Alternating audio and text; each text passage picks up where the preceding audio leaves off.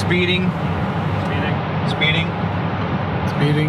5, 4, 3, 2, 1. The world is changing faster than ever. What used to take decades is now taking years or even months. What you see right now is the illusion that people have had for many decades about the workplace being this secure place to work the rest of your life. For the first time in the history of our nation, our children will not do as well as us. We've seen our friends get laid off. We've been laid off. We've had our pay cut. People are overworked and underpaid. They seem to have less time and less freedom. They live under constant pressure. This is going to be forced.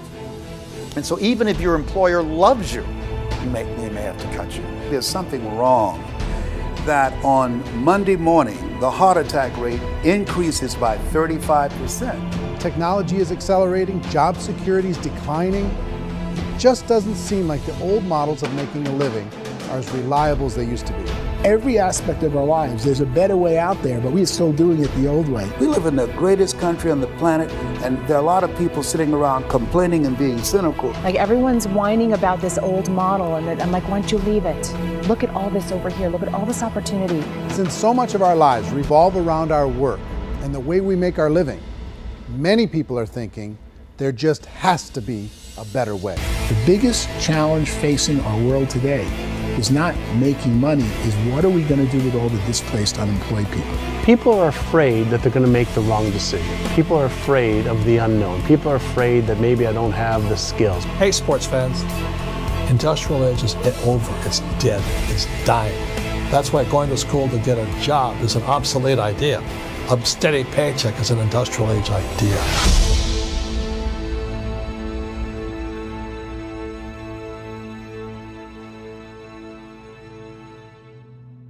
It's the search for answers that has brought us here together today.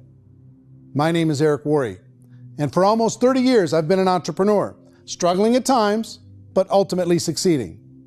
As a best-selling author, speaker, and business owner, I've spent my entire career helping millions of people around the world to become entrepreneurs. And I believe strongly that there is, in fact, a better way when it comes to how we make a living.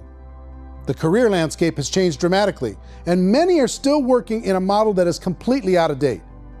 What worked for previous generations isn't working as well for people today. In this film, we're going to explore 3 important questions. First, what's really going on in our working world today? Second, in this new economy, is it better to become an entrepreneur, or is it safer to work for someone else?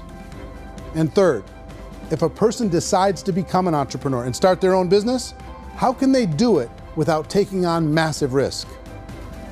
To help in this journey, I've brought together some of the greatest experts and thought leaders in the field of entrepreneurship to share the real facts with you.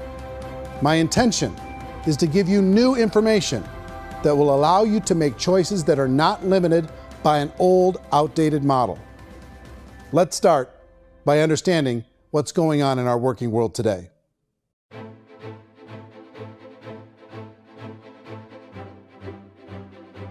Let's look at unemployment. 30–40% of the people are honestly not working, but would be working. What our government does is if you haven't found a job in 6 months, we don't call you unemployed. We pretend you dropped out of the labor force. I've often said that unemployment, particularly structural unemployment, that's unemployment due to technological changes, is the first sign of economic growth. Think of it, 10 people live on an island. They go out every day and fish. One day, new technology shows up. A missionary brings them a net. Now, using the net, one pilots the boat, one throws the net. 2 fishermen can do all the work 10 used to. That's a 500% increase in productivity, 2 doing the work of 10, in one day. You don't have to learn a lot to learn how to throw a net instead of throw a fishing line. The island's got a big problem, 80% unemployment. But the island still has all the wealth of the fish because the 2 people produce as much fish as 10 did. Now, of course, looking back in history, these changes used to take thousands of years.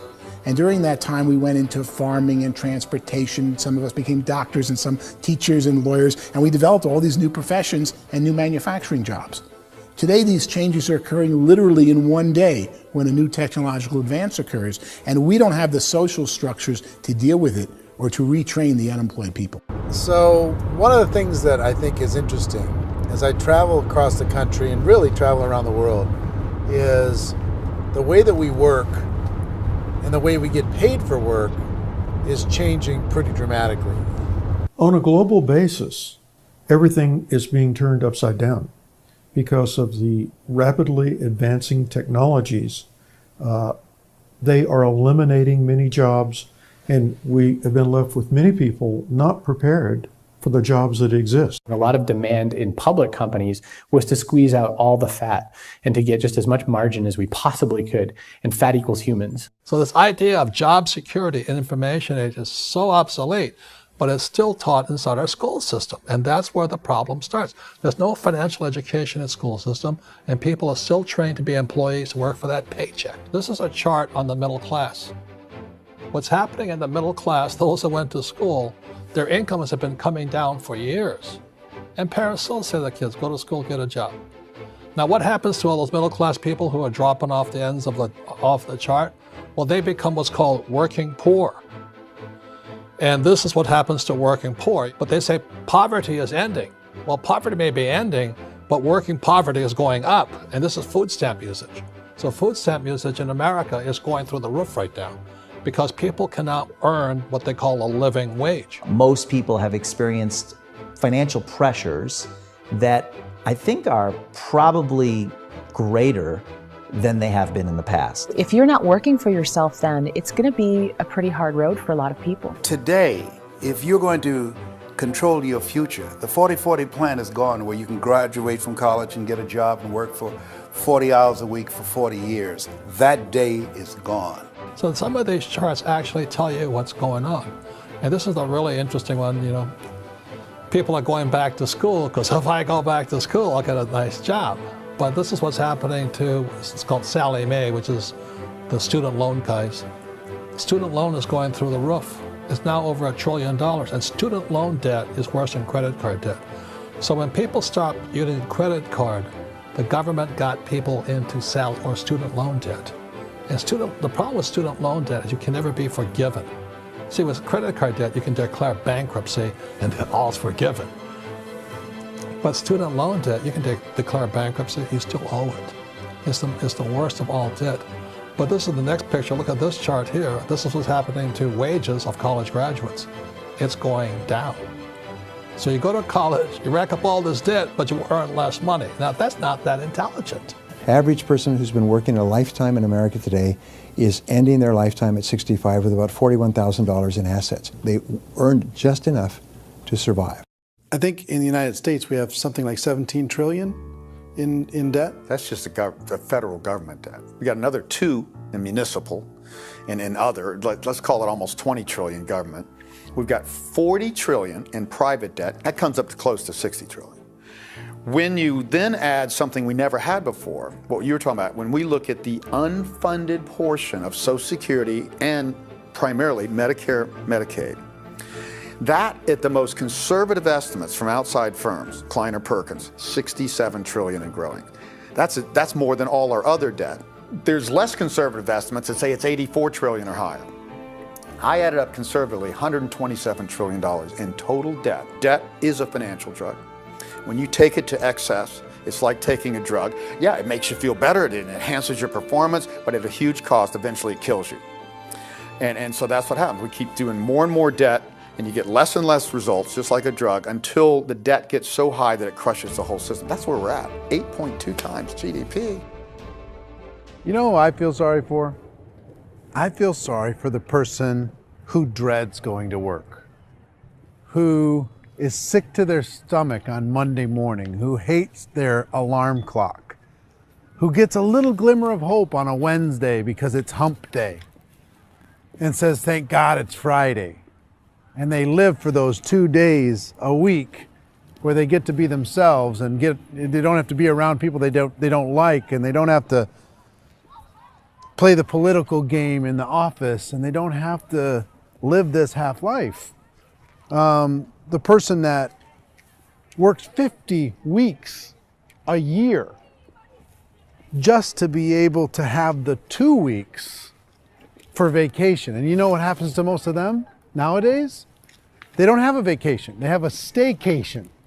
They have time off of work, but they don't get to go where they want to go because they're overextended. They've got all this debt. They got all this situation. They hate their alarm clock. They can't sleep until they're done. They have to spend most of their life in traffic.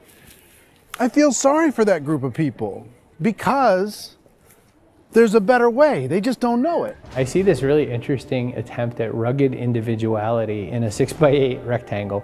And I feel like you're all the same, except for the little push pins of the pictures. There's different pictures. Yours is named Jenny and his is named Sujara, but it's the same people. And this is how they are, and they're just like the zombies, and there's no joy in there, there's no fun. There's always like the wacky woman who decorates her cubicle, and that's the most she can do there. You got to give her credits, right? The wacky cubicle woman. The basis for their life is worry. I'm worried, you know, maybe I'll get fired. I'm worried maybe my company will go out of business. I'm worried I can't keep spinning the plates on paying the bills. I'm worried about how do I send my kids to college. I'm worried, what if the transmission of my car breaks? That's, you know, 2 or 3, I can't fix it. People live in a sea of worry, and it eats at them. Those signs that people held up during the Depression didn't say looking for gainful employment in a cubicle. It said looking for work. Work is what we're looking for. Job is just a unit of measurement. Work is what we're going after. It's time to look in the mirror and say, it's not the economy, it's my economy. It's my little world of where I am. I need to improve. I'm not going to wait for the economy to come back because frankly, the economy is doing great in this country. So I'm here on Wall Street, the financial center of the universe, the financial capital of the world. This is where most people's money goes to at least be held for a time, right? With interest rates in banks being effectively zero, and many experts are predicting it's going to stay at zero for the next 10, 20, even 30 years, people feel like they don't have any choice but to put their future into equities, to put their future into the hands of other people on this stock market, and hope that the stock market goes up, hope that the stocks that their advisors pick or that they pick goes up. That's one way to go, I guess. It's my personal belief that if you put your future into the hands of yourself, in other words, you have earning power by yourself, I think you're a better investment than these guys. I think you controlling your future is a better option than handing over your retirement to these guys.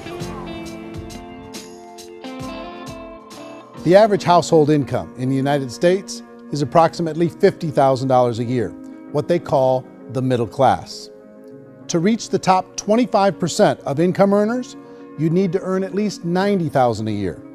To reach the top 10% would be a household income of $140,000, the top 5%, $190,000, and to be in the top 1%, you'd need a combined household income of at least $380,000 a year. So here's the question. What do you think would give you the best chance to move up and get to the top 10%, the top 5%, the top 1% or beyond?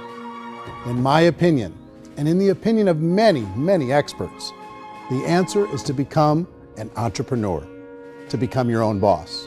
I think you have to be a business owner. I can't, the only time I ever say to someone it'd be great to be an employee is when they've already told me they've surrendered. I only tell people who are wounded spiritually that they should be an employee. And it's that feeling that you get when you pick up the backpack off the little Cub Scout and say, "Don't worry, little guy, we'll get you back to the camp."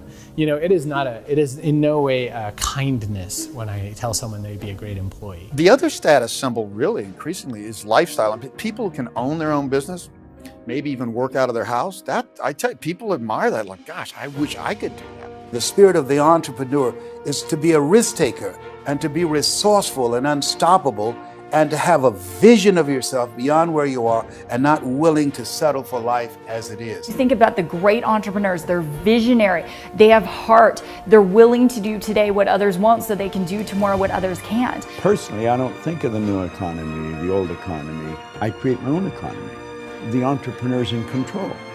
I decide what the economy is going to be like. In the world of entrepreneurship, there are no limits. you can make as much as you want, depending on how much you want to work and how smart you are and how great a team you put together. There's no more lifetime rewarding business than being an entrepreneur. Why in America, where anyone could be anything, would people want to give up their freedom and become effectively a modern-day slave, told shut up and be here every morning at 7:30, leave at 5:30, and do what I tell you? If people decide to become an entrepreneur and work for themselves, they have some traditional options, but they're riskier than you might think. Any kind of a retail business, retail build-outs, is extremely expensive. Even just these small little yogurt stores where they're putting little yogurt machines and you get all the different flavors, you're spending $200,000, $300,000, $400,000 to open a yogurt shop. I would love to buy a Dunkin' Donuts, but it's $500,000 or so to start. I don't quite have that just-in-case money. Risking lose it all, and most guys do 2 or 3 times, and even big guys like Branson, because I'm such a fan of his, half his companies don't work. If you make $1 million, your problems are going to go. If you make $1 billion, your problems are really going to go. Just the opposite. You and I know when you're making $1 million, you got $1 million responsibilities. You make $1 billion, you got 1,000 times $1 million responsibilities. And most people say, I'd love to be my own boss. 70% of Americans would love to be their own boss, according to recent polls. But they don't know how to get there. Because what are you going to do? One, you could buy an existing business. If somebody's selling an existing business, you have to ask why. Usually because it's probably hard. It's probably not making as much money as they hope. 2, they could buy a franchise.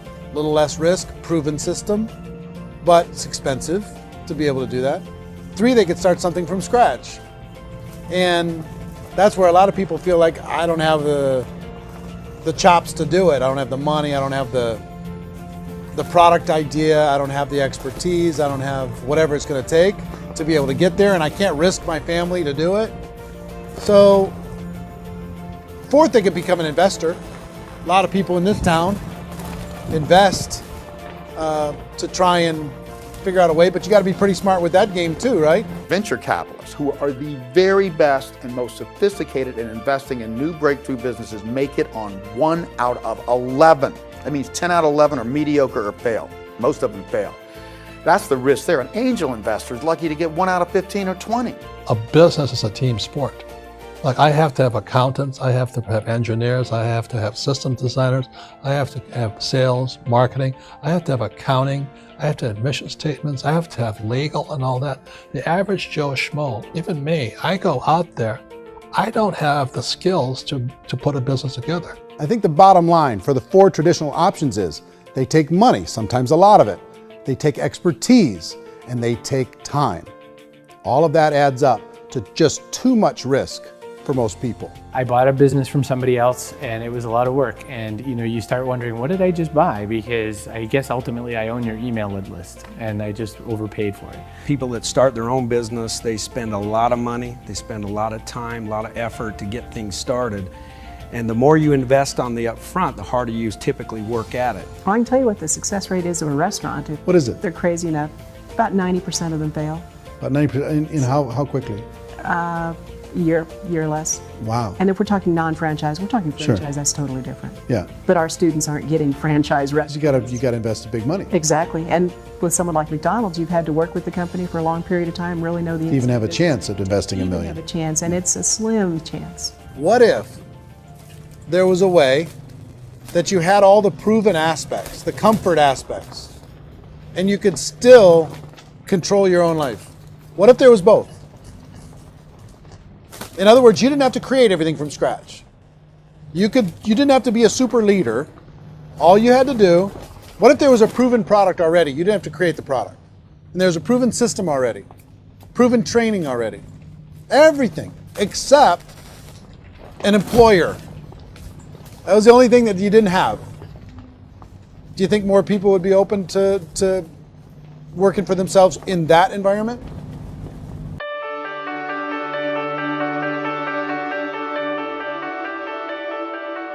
In our search for a better way to make a living, we've come to the conclusion that becoming an entrepreneur is actually safer than being an employee. And through our look at the entrepreneurial options, one particular path kept coming up from expert after expert. And I think most people will find it surprising because it's certainly a non-traditional business model. That model is for people to start their own business and become an entrepreneur through the creation of a network marketing business. Some people call it direct selling because the product is being sold directly from the manufacturer to the end consumer, cutting out the middlemen. Other people call it multi-level marketing, or MLM, because there are multiple levels of commissions paid.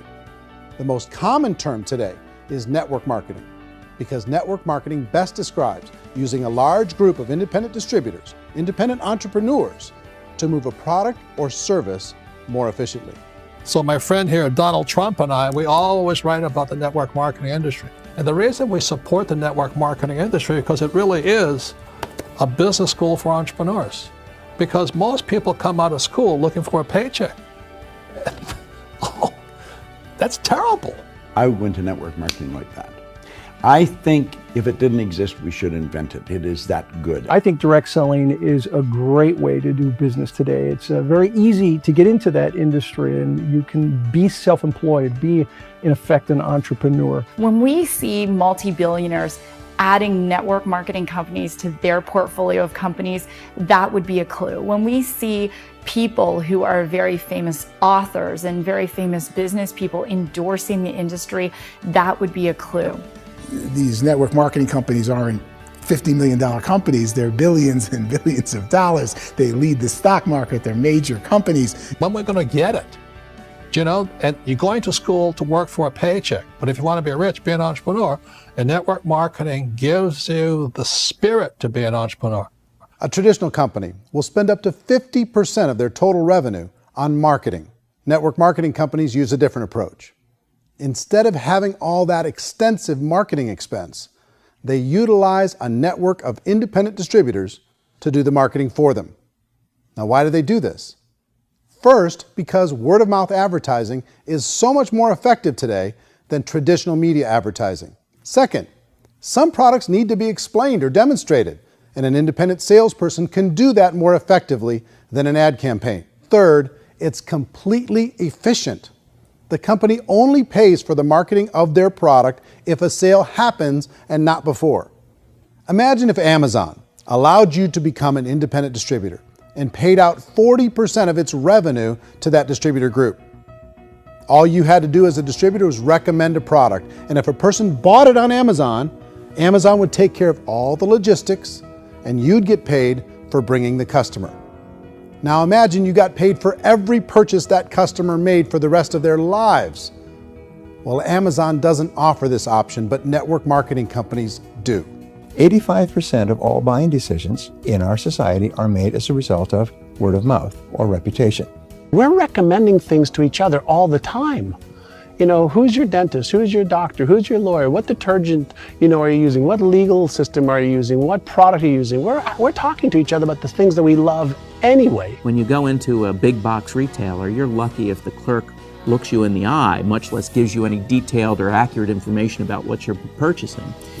So of course, this personal information, this education coming from a friend, a neighbor, a relative, or even a stranger, but one who has experience with the product is extraordinarily valuable. As a matter of fact, network marketing can educate consumers probably better than any other form of marketing. It certainly can do better than advertising, because advertising usually has a certain hype to it and you can only get limited information. So, network marketing trumps advertising. If you were a typical sales company and you wanted to sell $1 million a month worth of product, you might go find 100 superstar salespeople. The quota would be $10,000 a month. So network marketing as a distribution system just flips the numbers. So we use 10,000 happy, raving fans of a particular product, and we don't concern ourselves so much with how much product each one of them individually sells.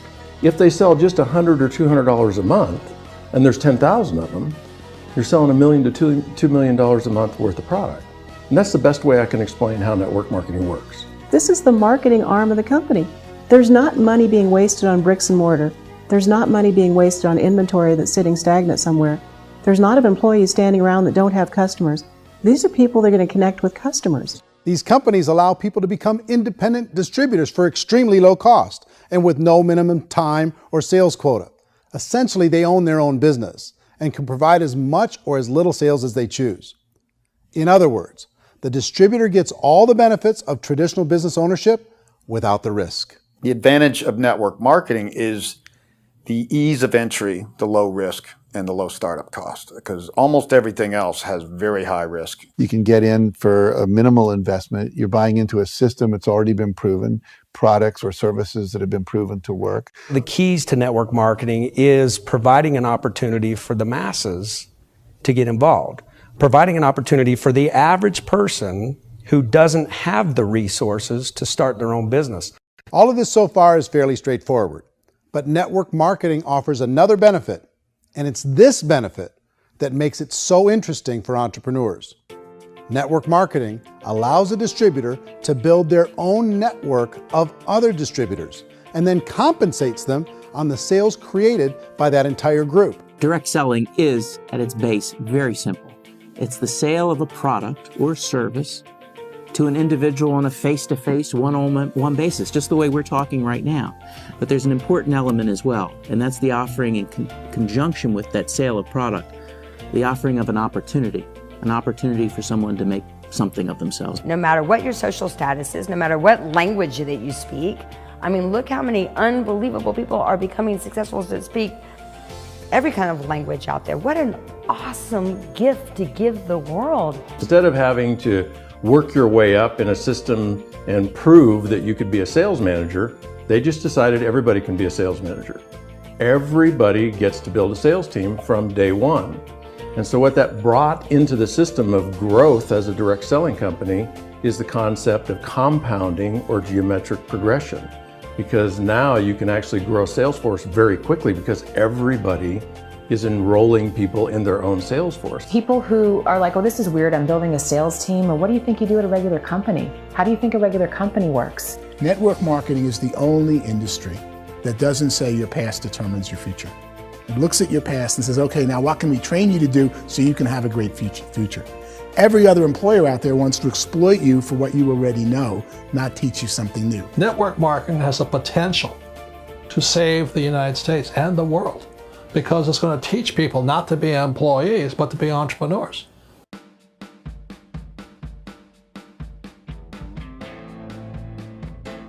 According to the Direct Selling Association, if you add up all the network marketing companies around the world, they combine to do over $178 billion a year in retail sales. To give you an idea of how big that really is, the NFL, the National Football League, does approximately $9 billion a year. The music industry does a little more than $16 billion a year, and the movie industry does about $80 billion a year. Using a conservative average, network marketing companies pay their distributors about 40% of that $178 billion in the form of commissions, which adds up to more than $71 billion a year. That's almost $6 billion a month. It's almost $200 million in commissions every single day. So it's certainly working, and people are making serious money in network marketing.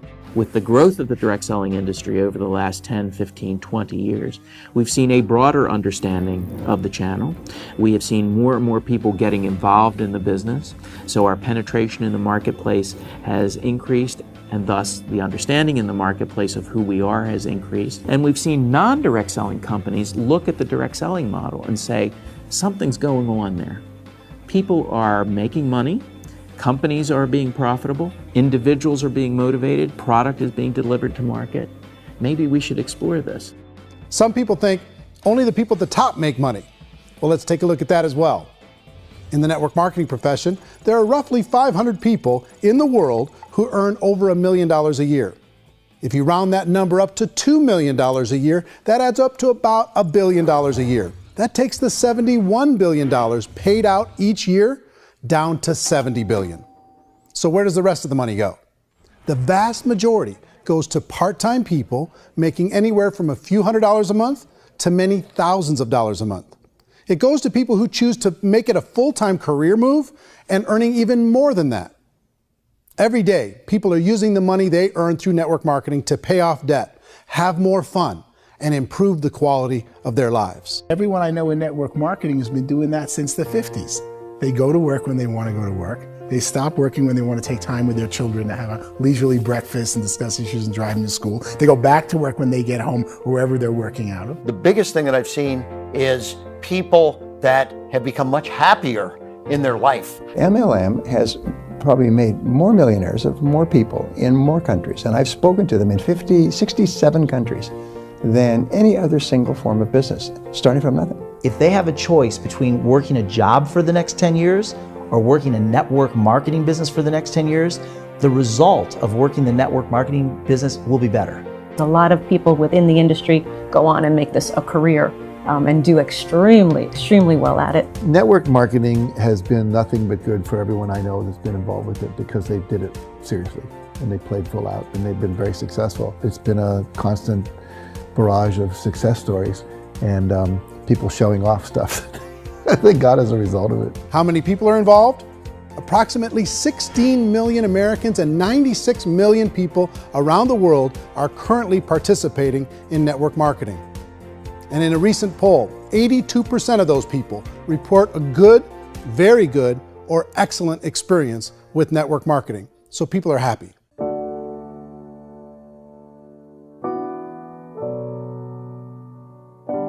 So I've taken a look at the network marketing profession and really tried to understand why so many people are confused as to the validity of this as a business. One is this pyramid shape. People get really messed up with this pyramid. Oh, it's one of those pyramid things. So I just think there are a lot of haters out there who really don't understand the industry and say, oh, it's a get-rich-quick scheme. It's a pyramid. Well, corporate America is a pyramid scheme. You know what I mean? It goes like this. You have thousands of MBAs, let's say working for Ford or General Motors or Coca-Cola. If all these MBAs are all trying to get to here, that's a pyramid. Only one guy's going to make it. Every 10 years, one's going to make it. Whereas you look at network marketing, it's like this. So you're here, and your job is to develop other CEOs coming up behind you. So it's an inverse pyramid. In network marketing, it's a very simple concept. If you sell product, you get paid. It is paid based on production. There is no first mover's advantage. There is no investment component where the more somebody spends, the more they're entitled to make. So the two are polar opposites of each other. Doesn't matter what shape the company is or the compensation plan is shaped, whether it's a circle or a pyramid or a triangle or a trapezoid, it doesn't matter. If compensation is coming primarily from recruitment, then you've got a problem. On the other hand, if an operation is basing their compensation to participants on the basis of sales, even when those sales are generated by people you've recruited, well, then you're a perfectly legitimate enterprise. That's the legal test, it's the practical test. Another issue that's been true in the past that is no longer true now is people used to be in network marketing loaded up with products that they couldn't sell, and they ended up a loser. They ended up with a bunch of product in their garage, they ended up with a bunch of products sitting in their kitchen shelves or whatever, and they thought they could sell it, and then they weren't willing to or able to sell it, and they ended up with a bunch of stuff, and they were bitter about it. There was this thing called front loading where you had to buy, if you bought $25,000 worth of product, you got better commissions and all this. Today, it's almost all done by computer. It's direct mail, comes from a warehouse somewhere else. You don't have to have all this inventory. You don't have to stock up. It's a paperless world now. Most of it's done online. You have a back office. It really works. And I mean, the technology has changed everything.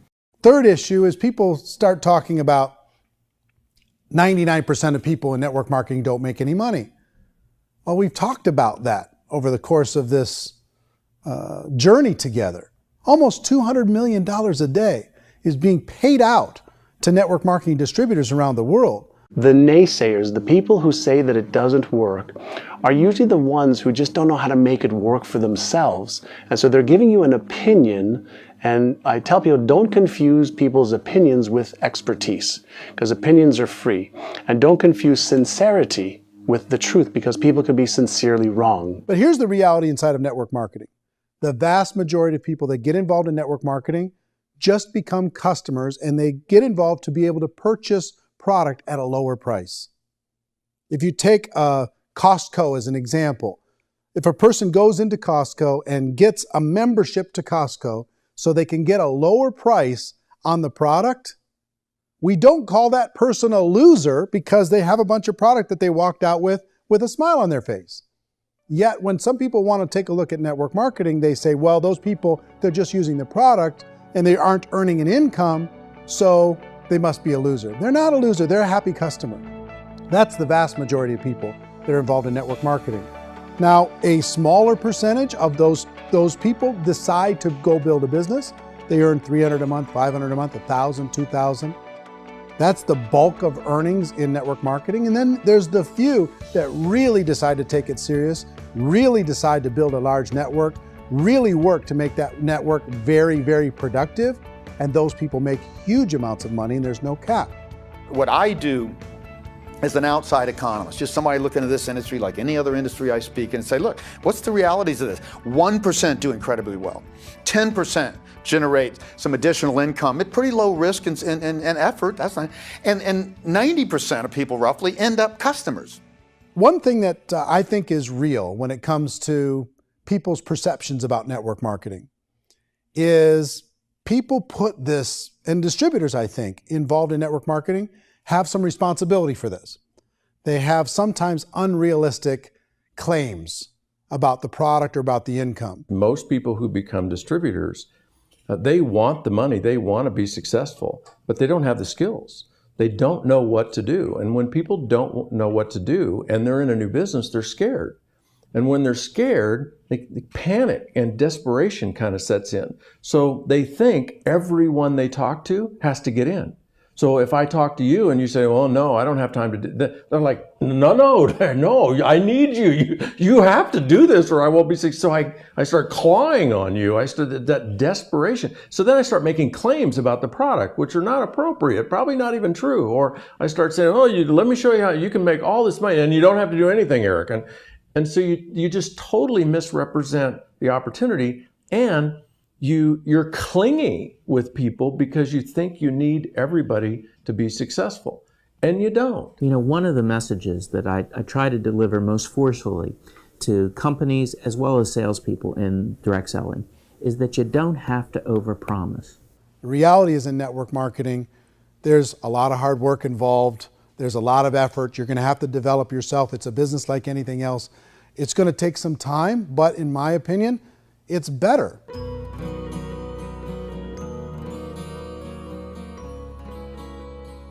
It's light years better for people starting today than it was even 5 years ago. I think it's more widely accepted now, and people understand it is a business. It is being an entrepreneur. It is being a business owner. Our belief system is based upon our evaluation of something. And frequently, if we reevaluate a situation, our belief about that situation will change. The industry has changed and it's grown up. It's totally transformed. You've got young people today that have grown up with social media, and they understand networks. They understand how people are connected through technology, and they understand how money flows through those networks. So when they see network marketing, they don't see it the way their parents saw it. And we've all learned, the larger industry that you represent, has all learned from those mistakes and flaws and errors that have happened early on. Early algorithms didn't work the right way. That's all fixed. It's like when they design a computer program, they design the program, then they run it, and then they go back through and they debug it. The MLM industry has been debugged. This is the day of being virtual, being able to run a business from your mobile phone. I mean, it's incredible. Companies are getting smarter. They're implementing more consumer protections. They're implementing more compliance training. They're doing more with respect to product research. If you do get involved and you make purchases of inventory, even on a voluntary basis, if you decide that this business is not for you, you can leave and have that inventory repurchased by the company. There's no other business that offers that kind of protection on a voluntary, self-regulatory basis.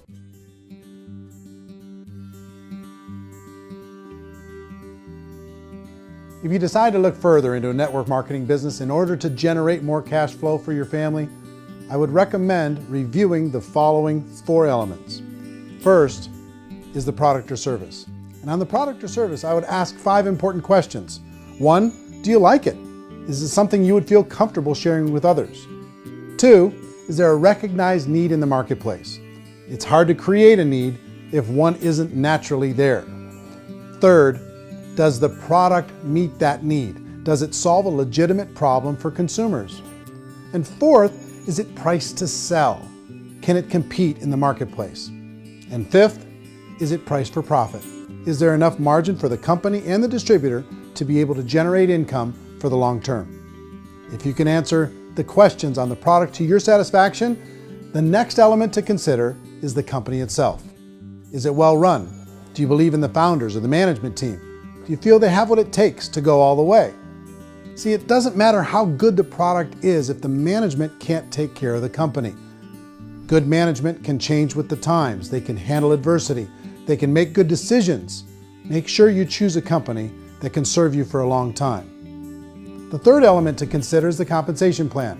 And with that, there are 3 important things to look at.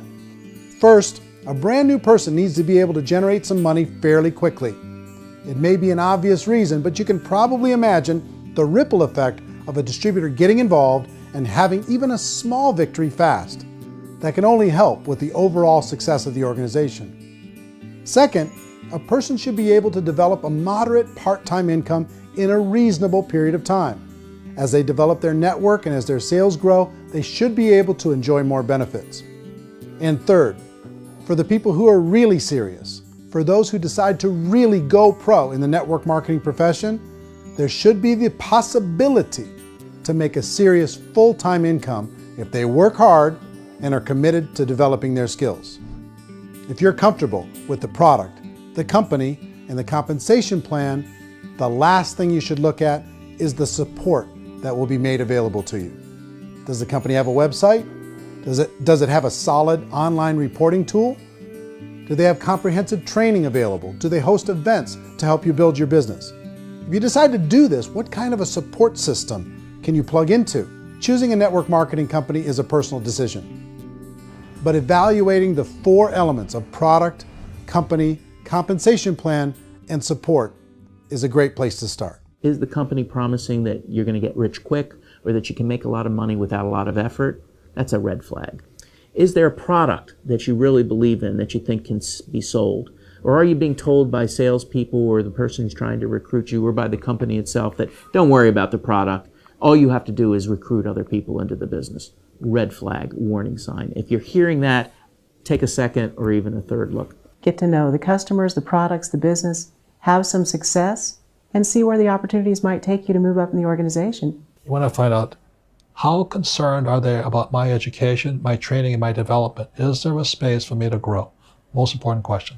Learn everything that you can about the product. Make sure it's something that you believe in, and learn everything you can about the industry and work that system. You have to be very passionate about whatever that company is doing. I would get involved. You can always test drive anything, you know, the product, the service, the community, and then lean into it a bit. If it feels good, then lean into it a lot. Behind me is the Lincoln Memorial. And this is a place where Martin Luther King Jr. had his famous "I Have a Dream" speech. And at that speech, he talked about his dream for equality for everyone around the world, and that's a noble dream. But I think more people need to remember what it was like when they were kids and the dream was still alive in them, before it got beaten out of them by reality, by this paycheck, by these responsibilities, and by having to live for this job to pay the bills.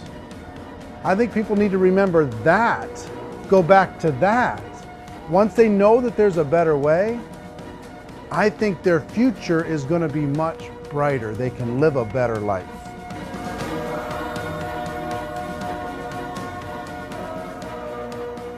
So if you're considering getting involved in a network marketing company, let me offer you just a few pieces of advice. First, network marketing isn't perfect. It's emotional, it's challenging. Like any entrepreneurial venture, it can have its up days and its down days. But if you have an entrepreneurial bone in your body, it's just better. Second, if you're gonna do it, decide to be professional. Decide to go pro. It's better to do that than just be this amateur sticking your toe in the water. Third, as any professional, you're gonna have to learn some new skills. And I promise you, inside of the network marketing profession, they're not too difficult to learn. Fourth, like anything worthwhile, it's gonna take some time. Don't expect that you're going to get to the finish line right out of the gate. And fifth, it's worth it. It's worth it to be able to take charge of your life again. It's worth it to be able to control your own financial situation. It's worth it for the people you're going to be able to spend time with. It's worth it for the things you're going to be able to see and the experiences you're going to be able to experience. It's worth it for the causes you're going to be able to contribute to, the lives you're going to be able to touch, the customers you're going to be able to help, the friendships you're going to be able to develop. I promise you, it's worth it. Remember, most people are searching for answers just like you are. But I do have to tell you the catch to network marketing. If there is a catch, if you want to understand this from an emotional point of view, people say, well, it sounds too good to be true. It's not, it's hard work. But here's the catch. Most people still don't understand it. So you're going to have to endure the loss of social esteem from ignorant people. The uneducated will think less of you. Now, if you can handle that, you're on your way. If that's going to destroy you, you know what? Entrepreneurship in general probably isn't in your future. If you can face that catch, you can become unstoppable. I want everyone to really contemplate this if they're not in network marketing. You're in a job, you probably have a mortgage, you have rent, you have debt, whatever's going on. You're in a prison. You work just hard enough to keep them from firing you, and they pay you just enough to keep you from quitting. Come on! I've been there, done that, and bought that t-shirt. In network marketing, if you run into failure, it's really just a homework lesson for yourself. There's no one to blame. You really have no excuse not to be successful. You just don't. People don't want to hear that, but there's so much available to you. If you want to be a good network marketer, be a student to the people above you, be a fellow traveler to the people on the same level, and be a teacher to those below, and know when it's appropriate to do which. People who are not afraid of asking people to buy things, or not afraid of persuading people with a chance they may say no, these people own the future. Nothing happens until something moves. So you got to go move, you got to go do something, or nothing's going to change in your life. In the beginning, you're going to do a lot of things that you don't get paid for. But as you go down the road, you get paid for a lot of things that you don't do. And your job is rehabilitate the spirit, the entrepreneur spirit in all of us. Get it back. Either give it a strong yes or a strong no, but no wishy-washy, dilly-dally stuff in the middle. There's dreams and there are nightmares, but I believe that the biggest nightmare of all is when you don't pursue your dream. You're going to see some monumental growth in this profession. It's an exciting, exciting time to be involved with the network marketing profession. The next 10 years, I see just exponential growth. When that tipping point comes, it's not a matter of asking somebody, have you ever heard about network marketing? You're really asking them, which company are you building your wealth in? We are here to fix the world, to improve relationships with other people, to improve other lives. And the real reward comes as an entrepreneur in any level from teaching somebody something and watching them soar. There is no greater reward.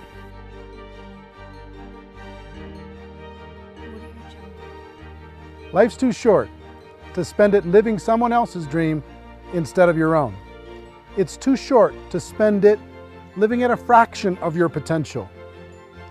Can being an entrepreneur be a challenge at times? Sure. But here's what you get in exchange. It can be yours. Something that you built, something that you created, something that you made happen. This balloon represents your dream. It represents entrepreneurship. My wish for all of you is that you would reach out and grab it. The choice is up to you.